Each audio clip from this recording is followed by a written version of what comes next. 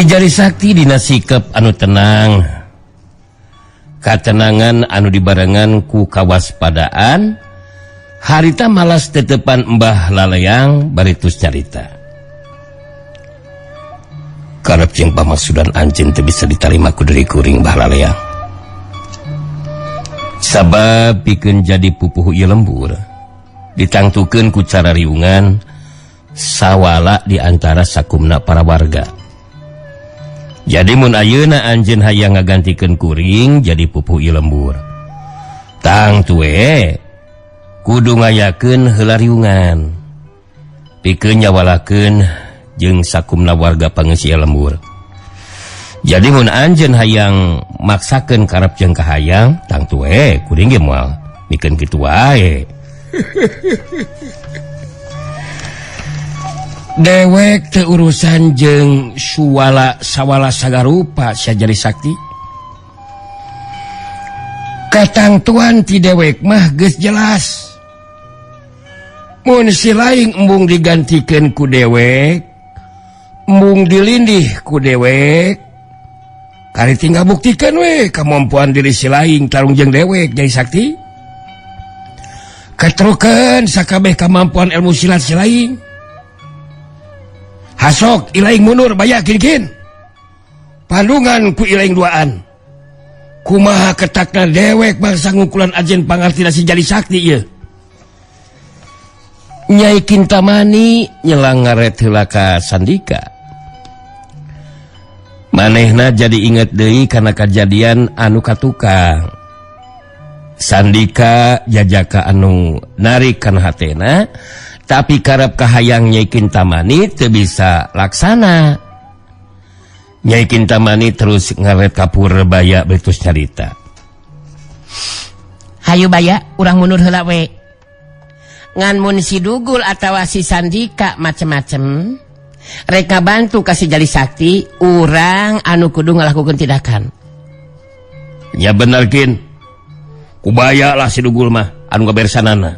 Jorewat. Cilung Nyai Kintamani jeung Purbaya ting jorelak muruh ka tempat anu rada anggang. Sandika anu tita tadi can nyarita harita netep antep ka Mbah Laleang betus nyarita. Urang dipanggikeun deui di patempatan Mbah Laleang. Anjeun geus bener-bener salah lampah. Kalah ka ngagabungkan diri jeung pihakna Ki Barangkas. Geus jadi kacindekan ayeuna mah di antara urang memang geus jadi musuh Mbah Laleang. Si laing mangke bakal giliran bisi hayang modal kuleungeun dewek mah Sandika. Si laing ayeuna mah mundur heula. Jeung si Dugul dewek ayeuna bakal merenan heula si Jari Sakti anu embung digantikeun ku dewek. Sok Dugul mundur. Mundur selain Sandika Dugul. Kalau kang ngajedog wae kumaha teh. Si Jari Sakti ngaret ka Sandika jeung si Dugul mangrupa reret isarah pikeun mundur sarta mereka sempetan ka dirina mangsa ngayonan Mbah Laleang anu bakal diayonan ku dirina. Corewat, cilung. Sandika jeung si Dugul ting corewat maluru ka tempat anu rada anggang. Dua jirim adu hareupan, dua tetepan bantrok. Mbah Laleang ngarasa percaya diri bakal mampu ngungkulan lawan, harita terus nyarita. Si laing ngerasa jaga diri Jari Sakti. Katrukeun sakabeh ilmu panemu jampe pamake aji pangarti si laing. Mangsa tarung waenan dewek euy. Si laing montong kaduhu mun sakedeung deui bakal ngababatang jadi bugang. Bongan sorangan nolak digantikeun ku dewek jadi pupuh lembur. Dewek menang beja si laing boga ilmu silat anu lumayan hebat. Tapi eta ilmu silat moal mampu digunakeun pikeun tarung ngalawan dewek mah. mampu jeung teu nama lain ditangtukeun ku Andika Mbah Laleang. Tapi bakal ditangtukeun ku kanyataan dina mangsan urang izin jajaten. Kuring salaku pupuh ieu lembur boga tanggung jawab ka sakumna warga pangeusi dusun Panembong. Jadi teu bisa kitu wae masalahkeun tanggung jawab ka jalma anu asing pikeun warga pangeusi lembur. Lantang oge si lainnya capek teh. Cek dewek ge lantaran si laing nolak kana karep kahayang dewek. Mangka akibat anu bakal tumiba geus bisa dipastikeun modar ku leungeun dewek. Tada sia. Hayya.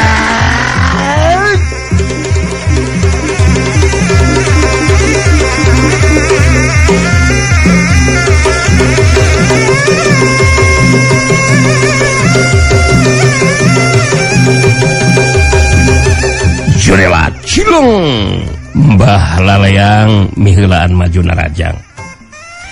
Dina ngalakukeun panarajangna ngagunakeun ilmu silat salaka bajra. Sanajan panarajangna teu ngagunakeun pakarang tapi lantaran dibarengan ku kakuatan tanaga lapisan teu matak aneh mun angin samberan panarajangna nebak kuat kana badan lawan. Syuhiu datang panarajang lawan telat pelos si jari sakti ngajoelat pindah tempat. Mbah Laleang ningali anu jai lawan pindah tempat rikat ngagentak luncat nyusut tebus ku panarajang susulan. Si jari sakti tacan ngalakukeun panarajang balasan keur ngajajal heula kamampuan anu jai lawan. Pang-pangna mah dina ilmu pangenteng badan lawan mangrupa kamampuan dasar dina kacepetan gerakan. Syuhiu datang di panarajang Mbah Laleang silat pelos si jari sakti ngajoret di pindah tempat. Mbah Laleang ngeureunkeun gerakanana musirkeun paneutepna ka anu jai lawan anu geus pindah tempat baritus carita. Si jari sakti anu balik si laing tarung teh bagug tarung teh si laing teh rek disebut jago kumaha ngan saukur bisa nyingkat panarajang bungkus laing. Hasok sakali sewang siah dibankeun panarajangna saha anu leuwih kuat daya tahan badanna sok. Alika mah besi ganu kakarama kalangan di dunia kajawaraan geuningan Mbah Laleang bet kawas budak kalakuan teh. Bet kalaka jadi ngamasalahkeun cara tarung anu jai lawan. Kangaranan tarung mah boga cara jeung kamampuan diri masing-masing Mbah Laleang. Hasok ayeuna giliran si laing anu maju narajang. Dewek hayang nyaho si laing kumaha kahebatan panarajang si laing jai sakti. Jadi kuring kudu maju narajang ya teh. Ade enak kuring narajang.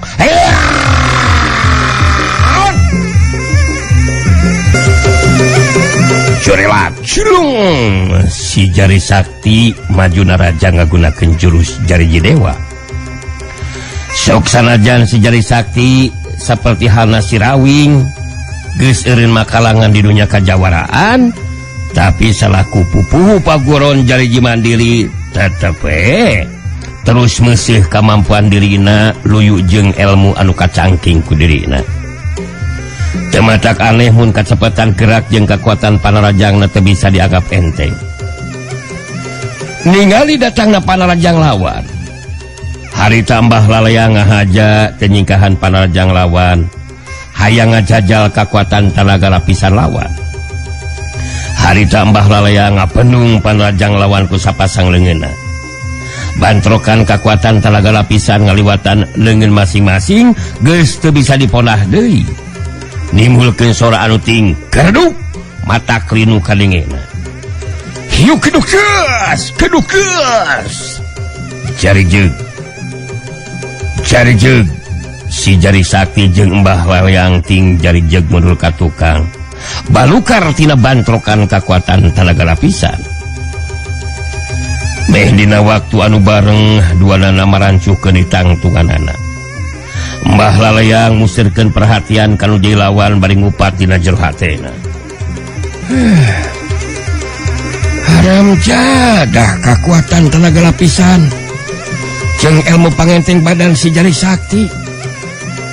Teteh lah teu bisa dianggap enteng geuning ye. Moal boa kekuatan tenaga lapisan si Jari Sakti saimbang jeung kekuatan tenaga lapisan aing. Mun bener tepikeun ka kitu rada barabe oge ye.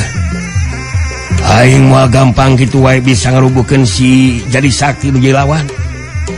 Tapi aing jago kolot anu geus leuwih lila bakalangan di dunya kajawaraan. Asa pira aku make kudu eleh jajaten ku si Jari Sakti. Eueuh teu dituna aing. Mbah Lalayang ngawangun di pasangan pikeun ngagunakeun juru simpenan ilmu silat Salaka Bajra. Bari munsirkeun paneutepna kanu jadi lawan harita Mbah Lalayang nyarita. Si laing montong boga pamikiran bakal mampu ngarubuhkeun dewek sa Jari Sakti. Dewek geus leuwih lila makalangan di dunya kajawaraan. Yaikeun ku si laing. Dewek geus leuwih asak ku pangalaman. Hanu mata kaina si laing kudu rubuh Jari Sakti. Tada panarjang dewek.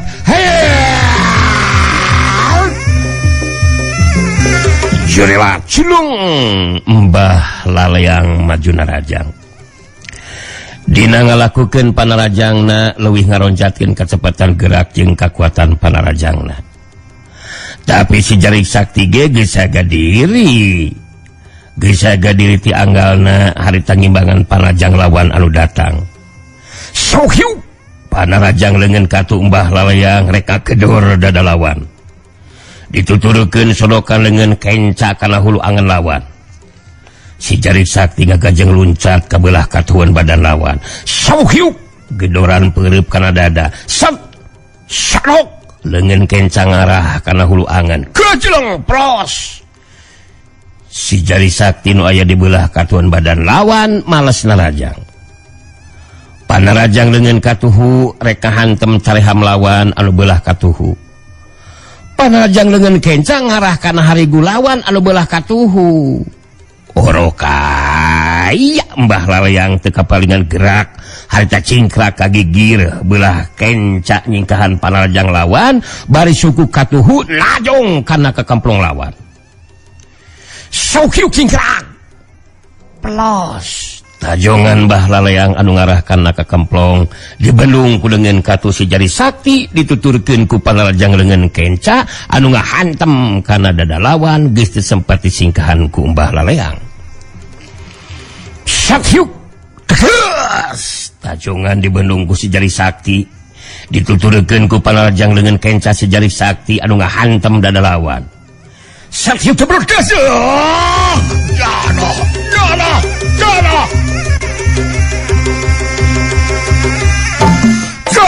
siap belajar. Mbah Lalayang ngagero kaget berinahan ka nyeri saterusna ngadaligdeug mundur ka tukang. Tapi gancang Mbah Lalayang mancukeun di tangtunganana. Mbah Lalayang ngatureng hapa napasna musirkeun perhatian ka nu jadi lawan bari ngomong sorangan dina jero hatena. Haram jadah. Aing kapalingan gerak jadi kebenangan ku panarajangna si Jari Sakti si Atah Alol teh. Keras ningali kana ieu kaayaan sigana aing hayang gancang bisa ngukulan anu jadi lawan. Kudu ngagunakeun kekuatan ilmu Dangyang Jaya Maruta mun kaya kieu mah. Ilmu pangenteng badan si Jari Sakti leuwih punjul. Alah, anu mata kecepatan gerak panarajangna teu bisa diimbangan ku aing. Bener, aing kudu ngagunakeun ilmu Dangyang Jaya Maruta mun kaya kieu mah ye. Si Jari Sakti kudu gancang bisa diungkulan ku aing.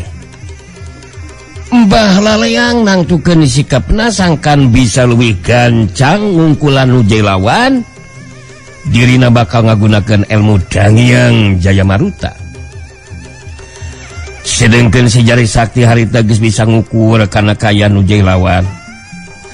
Mun ngagunakeun totokan geus moal mampu katembus ku totokan ramo leungeunna, sabab Mbah Laleang mibana daya tahan badan jeung kakuatan tenaga lapisan anu moal bisa ditembus ku totokan. Ningali kayan Mbah Laleang anu ngacungkeun sapasang leungeunna, disilangkeun di luhureun sirahna bari peureum jeung bibir ngagerenyem ngarapal mantra. Si Jari Sakti ngarti anu lawan bakal ngagunakeun kakuatan ilmu andalanana. Si Jari Sakti teu salah nebak, sabab harita Mbah Laleang bakal ngagunakeun kakuatan ilmu Dangyang Jayamaruta. Sorot panon Mbah Laleang jadi buringas jeung semu anu hurung waktu mencrong ka si Jari Sakti. Bari terus nyarita sorana sanajan peuyeuh semu anu peura, tapi getaran sorana bisa karasa ku si Jari Sakti ngageterkeun jajantungna. Silaing geus waktuna kudu ngaku kana keanggulan dewek Jari Sakti. Katrokeun sakabeh kamampuan silaing Jari Sakti. Sakadang deui silaing bakal ngarasakeun kahebatan, kakuatan ilmu anu digunakeun ku dewek. Modar sakedeung di sia, rasakeun sia Dangyang Jayamaruta.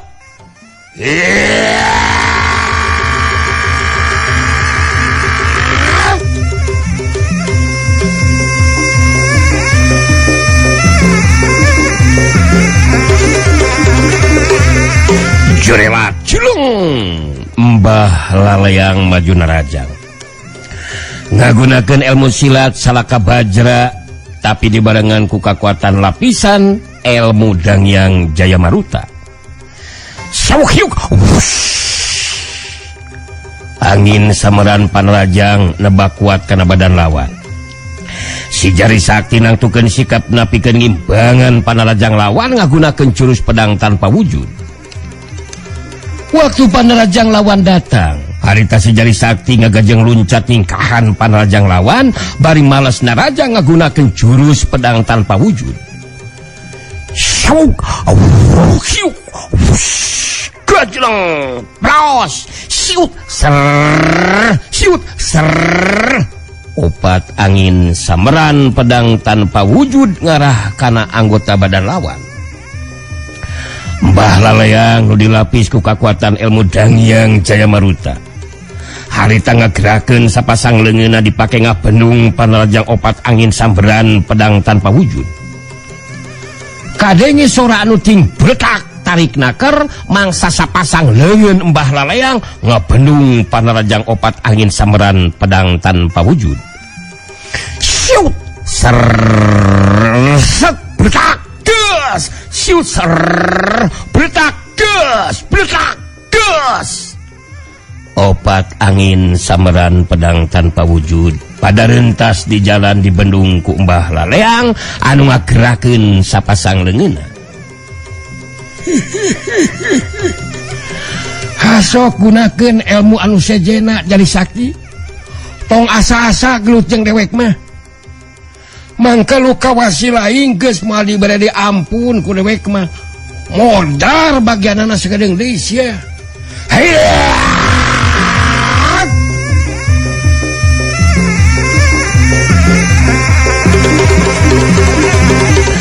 Jurelat culung Mbah Laleang maju di narajang.